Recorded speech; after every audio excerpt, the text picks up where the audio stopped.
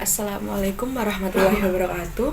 Pada kesempatan kali ini, di sini saya akan menceritakan sekilas tentang peristiwa pemilu pada tahun 2014. Pemilu presiden atau pilpres pada tahun 2014 merupakan peristiwa penting dalam sejarah demokrasi Indonesia, di mana pada tahun 2014 itu Indonesia menyalonkan ada dua calon presiden, yaitu ada Joko Widodo beserta wakilnya yaitu Yusuf Kala, dan Prabowo Subianto beserta wakilnya yaitu Hatta Rajasa.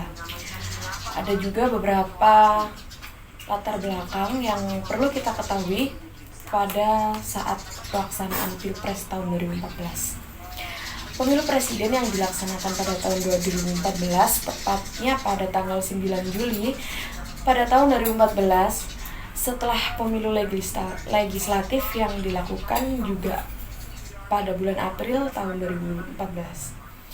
Pada saat ini tidak ada partai yang mampu mengusung calon presiden secara mandiri karena tidak memenuhi ambang batas, yaitu sekitar 25% suara nasional atau 20% kursi di bangku DPR. Selanjutnya, pasangan Joko Widodo dan Yusuf Kala waktu itu didukung oleh beberapa partai, di antaranya ada Partai PDI, Partai Nasdem, PKB, Hanura, dan PKPI. Visi misi yang disampaikan oleh Presiden Jokowi beserta wakilnya mengusung misi nawacita dengan fokus pada pemerintahan yang bersih, reformasi birokrasi, pemberdayaan masyarakat kecil, dan pengurangan ketimpangan. Citra pasangan ini dikenal sebagai pemimpin rakyat yang berpengalaman di pemerintahan lokal, atau pada saat itu Bapak Jokowi pernah menjabat sebagai wali kota Solo dan gubernur DKI Jakarta. Begitu juga dengan Yusuf Kala, adalah mantan presiden Indonesia pada tahun 2004 sampai 2009 dengan pengalaman yang luas di bidang ekonomi dan tentunya di bidang politik.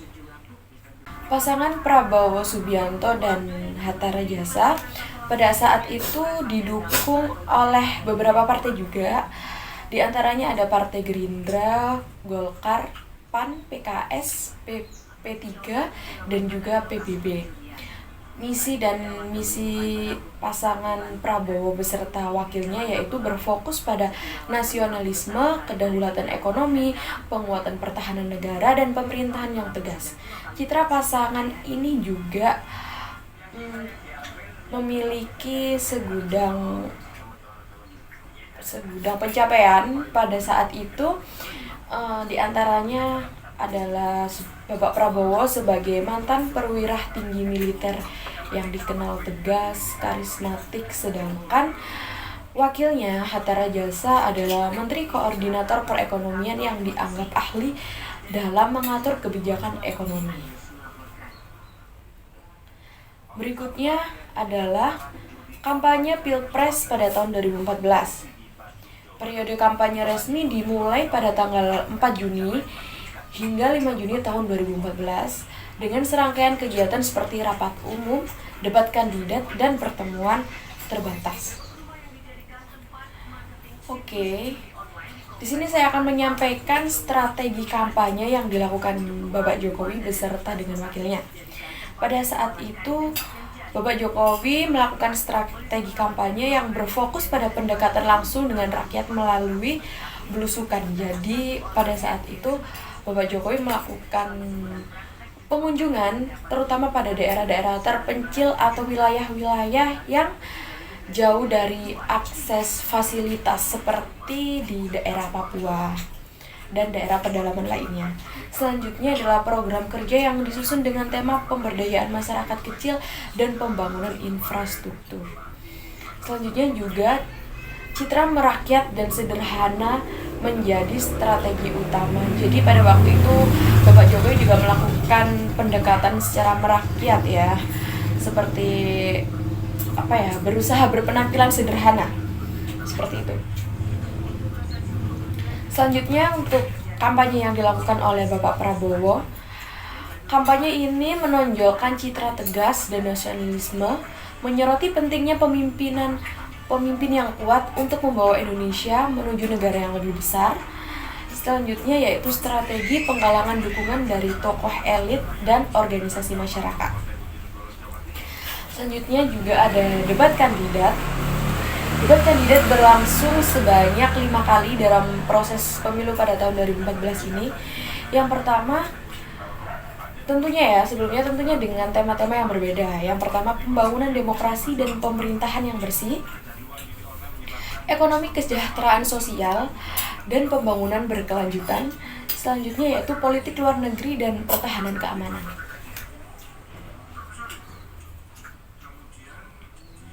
Debat pada saat itu menjadi salah satu alat penting bagi masyarakat untuk menilai program masing-masing dari calon presiden yang menyalonkan diri ya. Pastinya debat ini tuh dibutuhkan dan penting banget buat kita semua menilai, mungkin dari visi misi, kebijakan, ataupun hal-hal yang dijanjikan setelah pasangan ini terpilih menjadi calon presiden di Indonesia. Selanjutnya, pada hari pemungutan suara pada 9 Juni 2014, ini tepatnya pada hari H pemilihan. Pemilihan Pilpres ini berlangsung serentak di Indonesia dengan tingkat partisipasi yang cukup tinggi, yaitu 70,99%.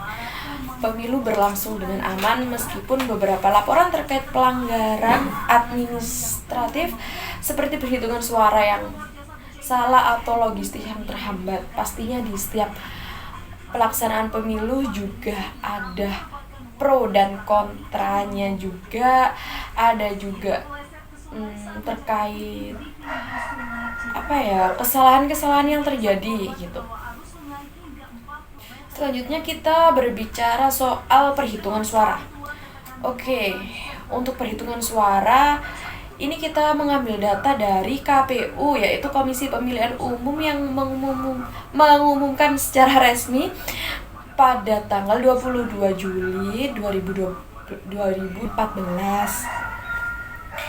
Jokowi beserta wakilnya Yusuf Kala memperoleh suara sekitar 53,15%, sedangkan Prabowo dan Hatta memperoleh suara sekitar 46,85%. Jokowi dan wakilnya Yusuf Kala unggul di 23 provinsi termasuk provinsi besar seperti Jawa Tengah, Jawa Timur, Jawa Barat, Sulawesi Selatan, dan di berbagai wilayah besar lainnya.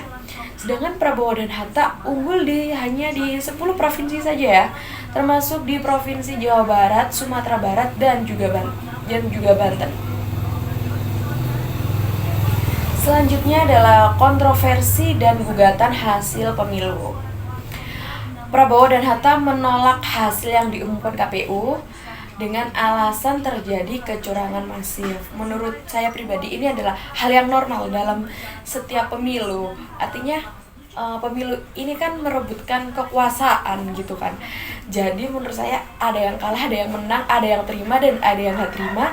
Ada golongan pro dan juga ada golongan kontra. Menurut saya kontroversi dan gugatan hasil pemilu ini tuh adalah sebuah peristiwa yang mewarnai Pilpres pada tahun 2014.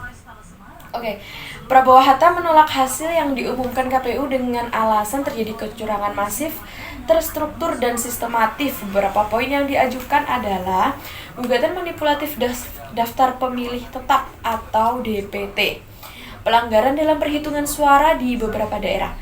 Pasangan Prabowo dan Hatta mengajukan gugatan ke MK, yaitu Mahkamah Konstitusi, setelah proses persidangan yang panjang.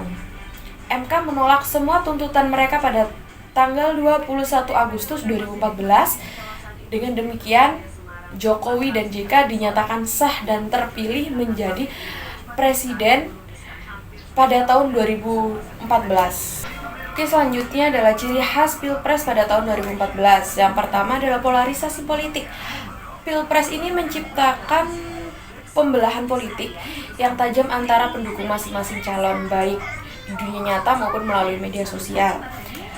Yang kedua adalah peran media sosial. Pilpres tahun 2014 ini adalah Pilpres pertama kali yang melihat penggunaan besar-besaran media sosial untuk kampanye dan juga diwarnai oleh hoax dan kampanye hitam. Jadi kita sebagai masyarakat Indonesia harus lebih bijak dalam menggunakan sosial media dalam memilah informasi terkait informasi-informasi penting, apalagi terkait dengan negara kita, yaitu negara Republik Indonesia. Selanjutnya, keterlibatan politik. Masyarakat semakin aktif terlibat dalam diskusi politik baik secara online, yaitu secara melalui media sosial, maupun secara offline di kehidupan sehari-hari.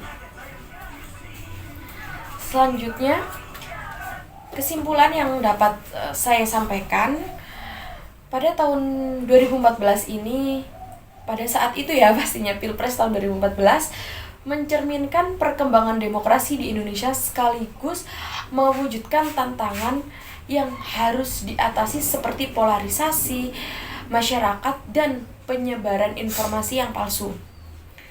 Kemenangan Jokowi menandai perubahan besar dengan naiknya pemimpin yang berasal dari luar elit politik tradisional. Oke, jadi mungkin itu sedikit banyak yang bisa saya sampaikan terkait informasi pada pemilu Pilpres tahun 2014. Mungkin untuk informasi yang sampaikan ini kurang tepat dan kurang lengkap. Saya mohon maaf sebesar-besarnya. Assalamualaikum warahmatullahi wabarakatuh.